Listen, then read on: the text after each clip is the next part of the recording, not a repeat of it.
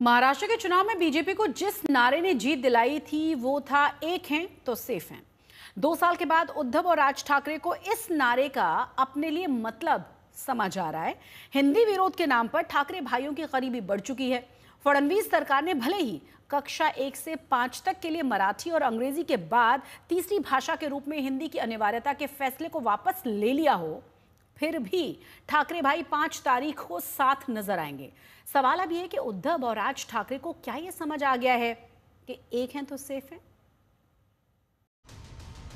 बाला साहेब ठाकरे का उत्तराधिकारी बनने की जंग ने उद्धव और राज के रास्ते अलग अलग कर दिए थे। इस अलगाव के 20 साल बाद दोनों भाई एक साथ एक मंच पर आ रहे हैं। सवाल है कि वजूद बचाने की जंग लड़ रहे ठाकरे भाई क्या एक साथ आएंगे भी? देखो, ये मराठी लोगों की शिवसेना, उनके हित के लिए काम करने वाली शिवसेना, और ये सब नेतृत्व बाला साहब ठाकरे ने अपने जीवन काल में किया। उनके साथ काम करने वाला मैं एक कार्यकर्ता। ये शिवसेना का डिवीजन हो गया, विभाजन हो गया, इसलिए ताकत कम हो गई शिवसेना की, और ये इकट्ठा आएंगे तो शिवसेना की ताकत बढ़ेगी।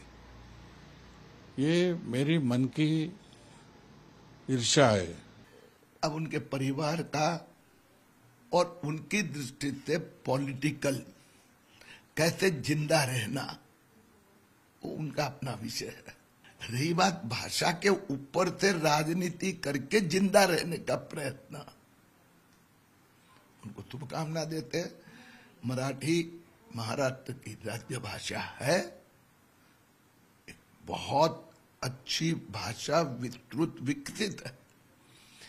रही बात तीसरी लैंग्वेज करके कैसे सिखाना, कब सिखाना, उस विषय पे अनेक बार चर्चा होती है, चर्चा होगी।